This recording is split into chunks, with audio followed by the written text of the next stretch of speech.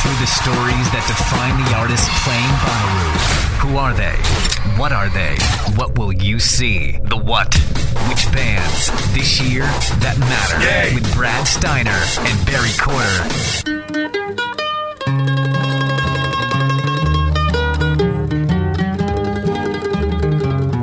I am a poor wayfaring stranger traveling through this world below. There is no toil, no sick, no danger in that fair land to which I go. I'm going home to see my mother. I'm going home, no more to roam.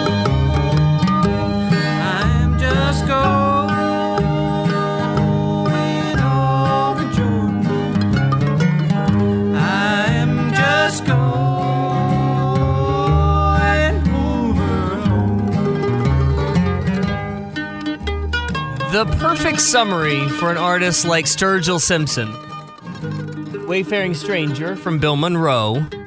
Bill Monroe, not the subject of the What podcast. This week, it's Sturgill Simpson. The reason why we start with Bill Monroe is because if not for that song, we might not have Sturgill Simpson recording music, winning Grammy Awards, and appearing on the Witch stage at Bonnaroo this year. Yeah, I like that we're starting there, and I like that he is our second subject. We did Anderson .Paak, the first one, and I like this one because there's a lot to talk about. We seem to be very fond of artists that do not fit simple genres. Exactly. We like guys that are all over the place. In words of Sturgill Simpson, he literally says, I don't know where I fit in. And I don't think I know where he fits in either. He doesn't. There's so many things I want to talk about today with this, and one of them is just that. He doesn't fit. He has to make label people and radio people like you so unhappy. Yes.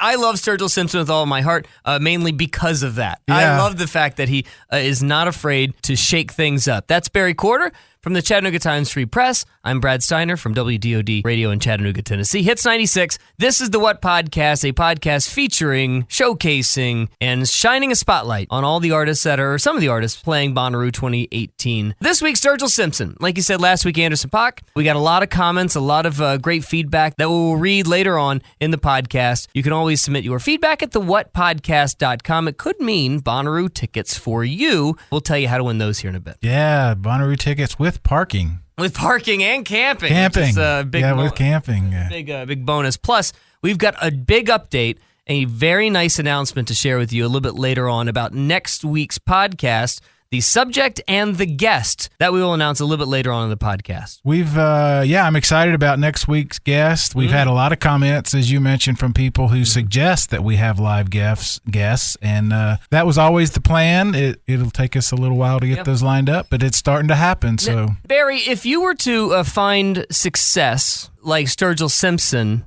found success, say when you were 20, how would you fare with it? I would probably not be here. Right. You don't say. I don't say.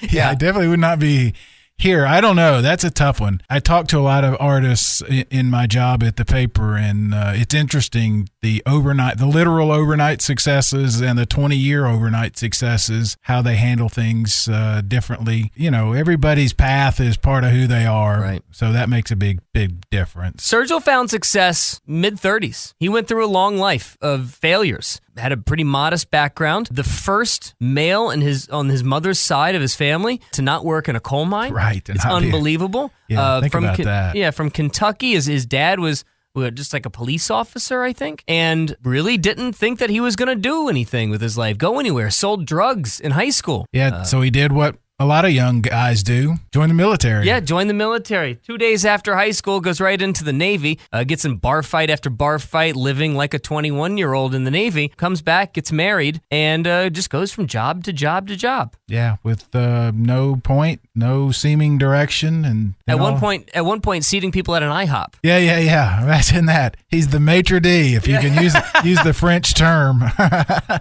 think they're usually a host or a hostess. This is how Sturgill described him finally reaching success so late in life.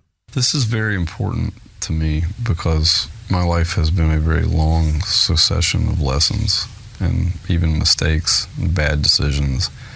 And being given this opportunity now, I don't want to say late in life, but late in life for an aspiring musician. But I feel like if it had all happened at 23, I would have self-destructed. I wouldn't have used the opportunity for what it can be used for. He writes High Top Mountain because his wife basically said, stop working at whatever job you're working and do this already because you're a much better songwriter than whatever crappy job you're doing right now. So let's pack everything up. Let's spend all of our money. Let's move to Nashville. Let's give it one more shot. He writes that album, and it's full of, traditional country songs. Oh, there's no question. It's funny, earlier in the week when we were talking about doing this, I said something about him being country, and you said he's not country, and then I listened to this record, and I said if he's not, then right. He's not because of what country is in Nashville today, but Sure. he is country. Sure. He's what country should be. So I think that Sturgill and the Chris Stapletons of the world and Jason Isbell's and maybe even you can throw Nathaniel Rateliff in this, but they are breaking all the rules of country music by being country music. Yeah. It is unbelievable that the genre of country music has been so bastardized that he's on the outside. Right. He's the outsider. He's Right. the weirdo, but he's doing things, especially that first album, that is as soulful of country music as it gets. Yeah, it's what it should be. And I'm going to do something today with this. I was thinking about this that I don't normally like doing. I don't like comparing artists. One, I think it's lazy as a journalist, but two, it's not fair normally to the artist, but you can't listen to him without hearing certain people. Right. It's not a direct copy, I don't think, in any way. And even if it is, he does it so well because his songs are so good that, you're kind of happy about it, Sure. if nothing else. But we're going to hear it in the songs that you're going to play. You definitely hear Waylon. You definitely hear Merle Haggard.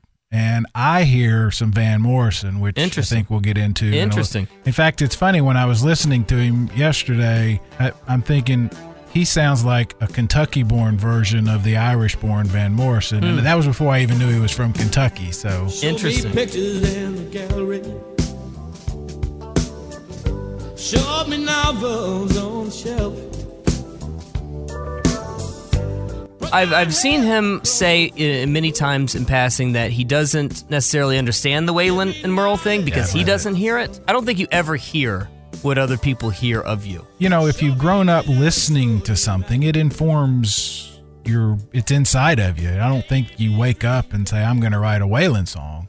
I think with him, it's more the phrasing, vocals that I hear the Waylon. It's not like he's not that beer in the wall sawdust kind of Waylon. It just sounds a little bit like Waylon. Yeah. I think his songwriting is more Merle Haggard. It's interesting, too, because this is not somebody who necessarily grew up with country music. Right. His grandmother and his grandfather put most of the music in his ear, and it was soul music. Right. The reason why me and him probably connect, or the reason I connect to him, I don't know if he connects to me, honestly. I don't know if he has the same Maybe connection. Maybe a stretch. Maybe a reach. The reason I connect to him is because he did nothing but grow up on Bill Withers and Otis Redding, just like I did. And that's what I listen to on a daily basis, and that has formed his early musical experience. And then he found rock music. Yeah. And then rock music changed his entire way. And then he found out that it's really easy to write a country song. He said one time that you can write an Americana song, but it'll take you 5.5 minutes, where a country song, I can say everything I need to in 3. Yeah, she broke my heart. Yeah. I'm done. So his first album was a lot of She Broke My Heart, and it's a lot of life and love. And he asked himself, there's got to be more to songwriting than writing about life and love. And then he did a deep dive into the bodily experience. He started tinkering around with acid, DMT. Even read a book that was the inspiration to his second album, Meta Modern Sounds in Country Music, a play off of Ray Charles's album. The book was DMT, The Spirit Molecule by Rick Strassman, The Phenomenon of Man. I don't know many country artists that can quote a book like that as to be I don't see Sam Hunt finding that point of reference for an album. Yeah, maybe not. He's obviously an intelligent guy. You know, he just was looking for direction. To me, when you break down a song, it could be country, it could be soul, it could be so many other things, even a hip hop or a rap song. They usually, lyrically, you know, it's the story. It's what it's about. It's just the music behind it that sometimes defines what genre it fits in. We're all just reptile aliens, according to Sturgill Simpson, the subject of this week's The What Podcast Spotlight on Sturgill Simpson. What's interesting about that second album, because it started from a place where he wanted to experience something outside of his body that was just more than love and life, and it got him to DMT and acid, he was worried that he was going to be listed as the acid country guy. He thought he was going to be forever and ever the acid country guy, so he stopped doing it. He doesn't do it anymore. Outside of, smoking weed on occasion. Doesn't even drink. Totally sober. After the second album, he went on tour and got back home, and all of a sudden he had a baby. The baby sort of changed his life. The kid all of a sudden made him realize what's important, and literally at that moment thought about quitting. Yeah, well, kids will do that. You think about quitting every day because you're kids. Exactly. Different kind of quit. Give it up. Yeah. He was going to, and then, he puts the third one out. I'm jumping ahead a little bit, but had announced he was going to take a year off to stay home with family. And then the third one wins a Grammy. Right. All of a sudden, I'm sure the label people said, we got to strike while this fire is hot. Yeah. So he's back out. But, I mean, think about that. How many people do you know that are so concerned about how they're going to be pigeonholed that they'll just walk away from something like hardcore drugs? Yeah. I mean, that's not an I easy... would never, sir, ever. You're no quitter, right?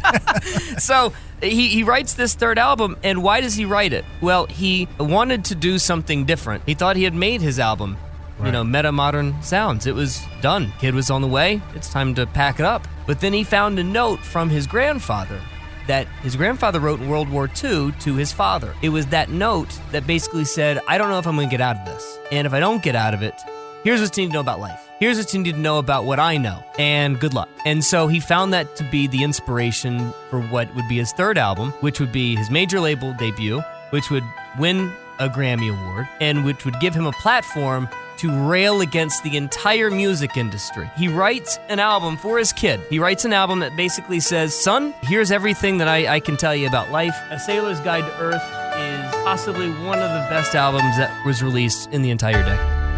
So this is an absolute masterpiece in my mind. I love everything about it. To me, what's the most impressive part about A Sailor's Guide to Earth is that he had everything ready to go. He had everything written. Basically walked in the studio, took 4 days, and said, all right, we're done. Yeah, what I hear there is confidence, which is pretty amazing for a guy. I was working at an IHOP that a few years ago. Was seating people at an IHOP. But actually, I never knew you needed to be seated at an IHOP. But anyway, yeah, no kidding. He's working at an IHOP. What a redundant job that is. Maitre d' at IHOP. I guess that means you clean up after too. But think about that. I mean, that record sounds so confident. And obviously, like you said, he came in, he knew what he wanted. And he had that confidence without his longtime producer, David Cobb, who produced the first two albums. And then this one, he produced himself, wrote all the pieces himself. The only thing he said he needed to figure out was how to match the steel guitar and the horns from the Dap Kings. Here, listen to the way he describes the process of writing an album for his newborn son. I got to be honest with you, that I realize there's probably nothing more cliche and novelty about writing music for your children, but I felt that in itself would be a wonderful challenge to try to do that in a way that wasn't novelty, or I'm not saying it's free of cliche, but just finding a new way to do that. Sturgill Simpson, the subject of this week's The What Podcast. Thank you for joining us on our second numero dos, The What Podcast. Last week, Anderson .Paak. This week, Sturgill Simpson. Next week, a big get.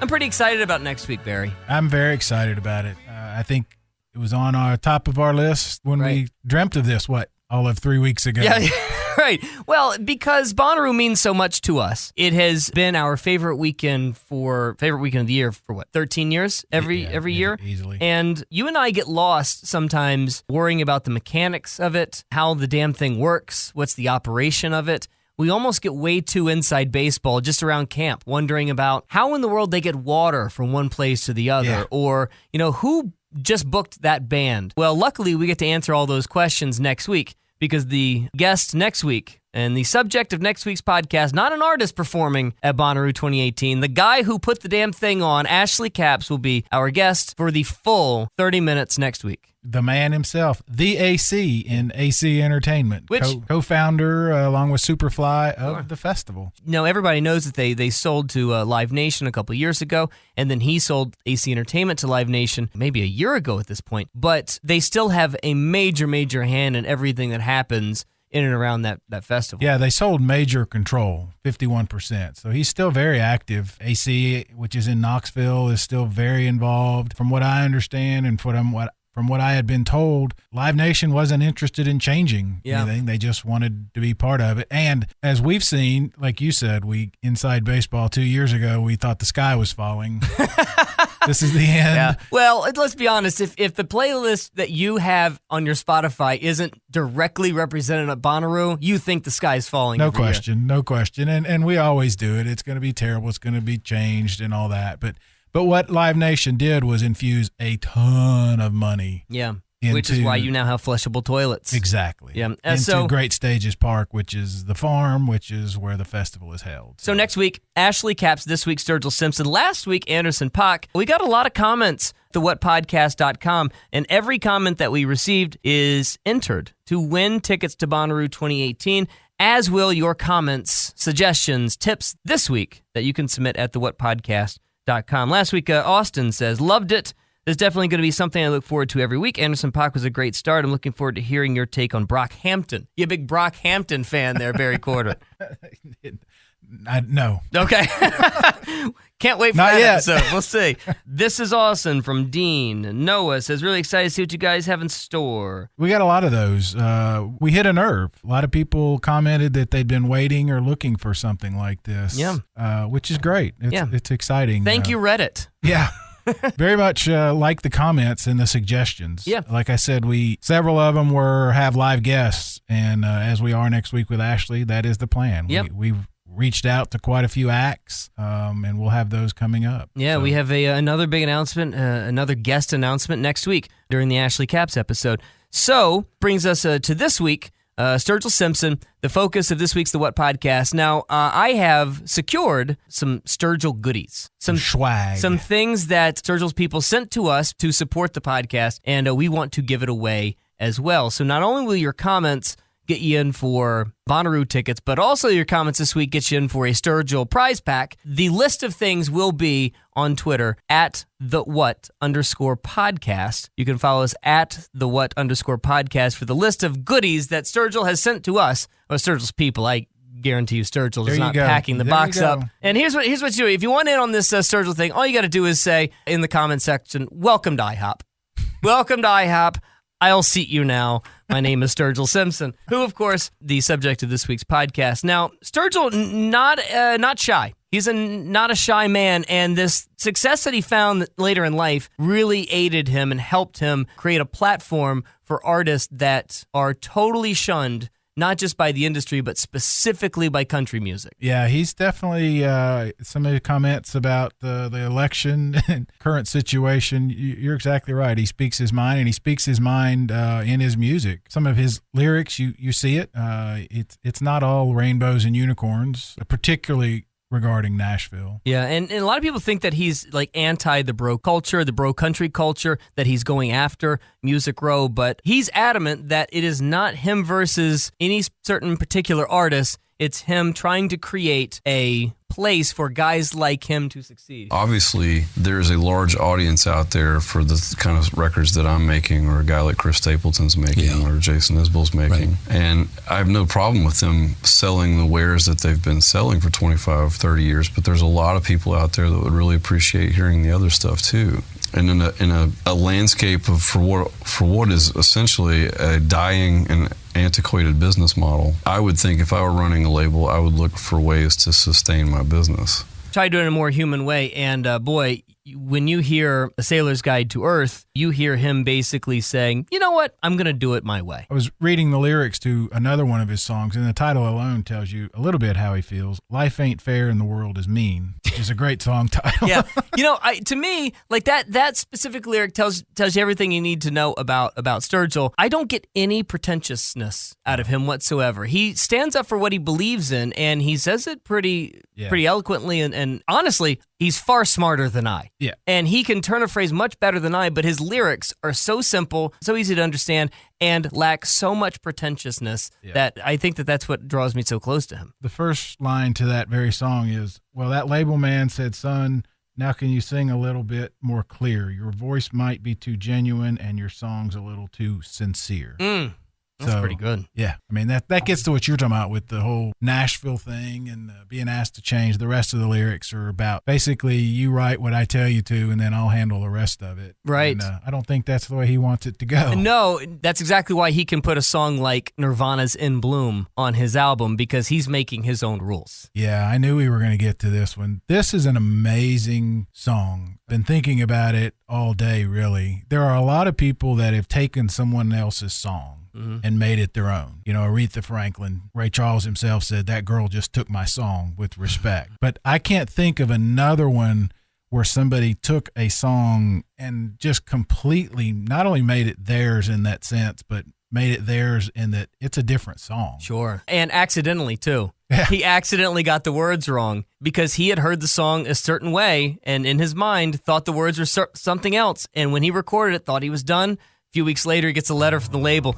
You got some of the words wrong? Oh, well, forget it. I've seen Sturgill live, I think, 3 times now. And every time, the same thing happens during In Bloom. And I'll tell you exactly what that is here in a second. Listen. So this is an extraordinary cover. And even if you're not a cover fan, In Bloom by Sturgill Simpson is pretty remarkable. To me, when it is live, it's even more fun. Now, you are going to, because you listen to the What Podcast, you're going to know this beforehand. But what I want you to do when you go to see Sturgill Simpson, and I'm going to guess he's going to be on the which stage. Do you know which day he's playing, by the way? I'll find out. Okay, so this is what I want you to do. I want you to know that In Bloom's coming, and then I want you to watch everybody else around you, because nobody knows it's In Bloom until he says, don't know what it means. And then the second they hear that, everybody starts singing. They lose their minds as soon as they hear, don't know what it means, I don't know what it means, and then the place loses its mind, and then the crowd takes over and sings the rest of the song.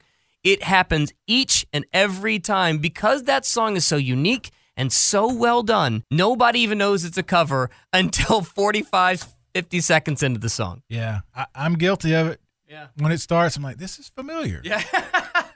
But it's so, like you said, it's so different that it's like, like I said, I can't think of another case where an artist took a song and just completely redid it. Number one, as well. Number two, as, made it his own. Yeah. As strong as that. He just has something special, and you see it on the live show, and I'll give you a little bit of a clue. This is what I've been told. Now, I hope that this becomes true at Bonnaroo, but I've been told that, he had the first album, which was, straight ahead country songs. It goes a little acid-based country in his second album. His third album is full of horns. Well, the tours that I've seen, he always brought the horns around because it was a really great sound that he created on A Sailor's Guide to Earth. What I've been told is that this tour that's coming up, it's just the original band. It's just straight ahead rock and roll country. We may not be seeing the horn section come this tour and come Bonnaroo 2018. I don't know. He's Friday night. Friday night. Okay. Same night as Muse and Bass Nectar, Khalid, Paramore, Sheryl Crow. So.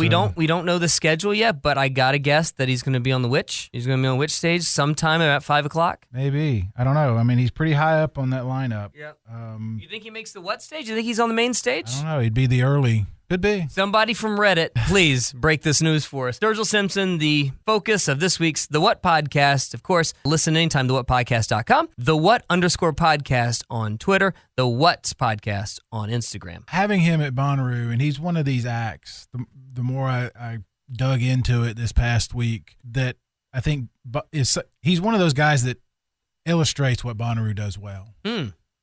going back to that, he doesn't fit a category kind of thing, right? I mean, I don't think that they build based entirely on categories. We need X number of this and X number of that. Yeah. I think they just go get really good artists, Right. make it work. Right. And what we've talked about over and over, the fans that go because it's that camping festival are there to hear good music. And I think he's one of those acts that fits that perfectly. I also think he's one of those, for those people that, want to pursue music, he's got to be an inspiration. He's got to be. I mean, he's got so much success happening in such a short time frame. Right. This all just started. He's got that sound that sounds like he's been around forever.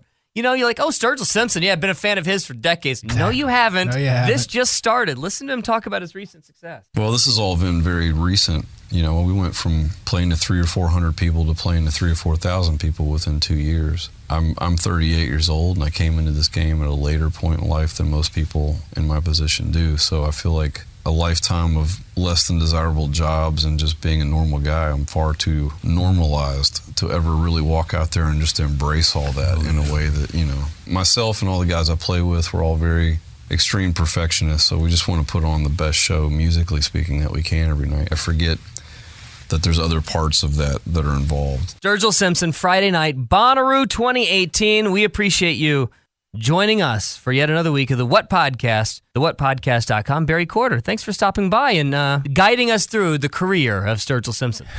It's been fun. I'm really glad we landed on this, and I'm glad people like it. Interact with us. Win Sturgill merchandise. You get some Sturgill gear, maybe Bonnaroo tickets, thewhatpodcast.com. Just send us a comment today that says, welcome to IHOP. Next week, Ashley Capps, our special guest. Thank you again. Nick Turner, all graphic design. Lord Taco, the brilliant web design. Anybody else we should thank? How about Charlie Rose for letting us talk to Sturgill Simpson today? Yeah, thanks, Charlie.